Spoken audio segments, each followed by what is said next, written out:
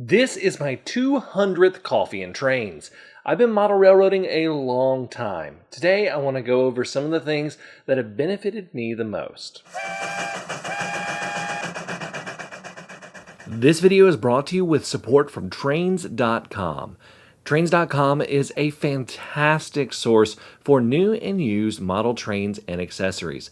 As a special offer to my subscribers, you can use the promo code JimmyDIY to get $10 off your order of $50 or more. You can check them out at the link in the description.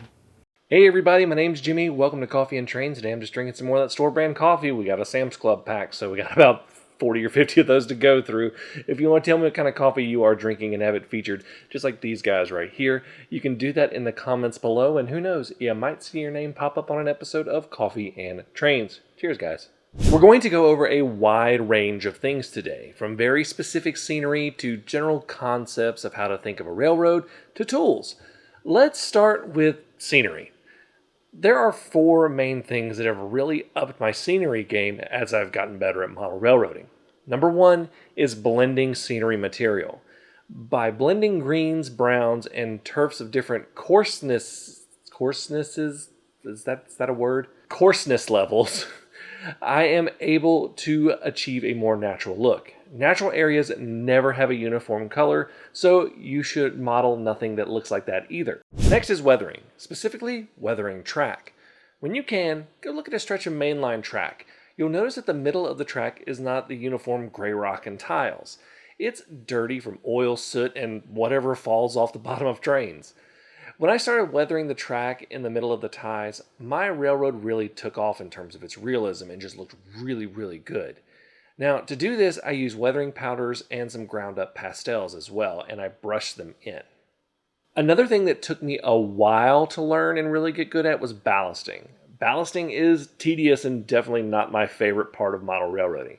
But when you get it right, it looks so good. So I always take my time with ballasting and go nice and slow. That's going to come up later, by the way. Finally, for scenery, trees. Now, I model the eastern US and I do deciduous trees. Getting these right can make your layout look amazing. For this, I have found two products that work best: Super Trees and Woodland Scenics Forest Canopy. They are both based around real plants, seafoam for super trees, and sedum for forest canopy. Super Trees can make both canopies and individual trees. Woodland Scenics Forest Canopy works better for, well, full canopies. Figuring out trees and making them look more natural is very satisfying when you get them installed. Now, let's move on to electrical. This is where one skill has really made the difference, and it is definitely a practice makes perfect situation. That skill is soldering.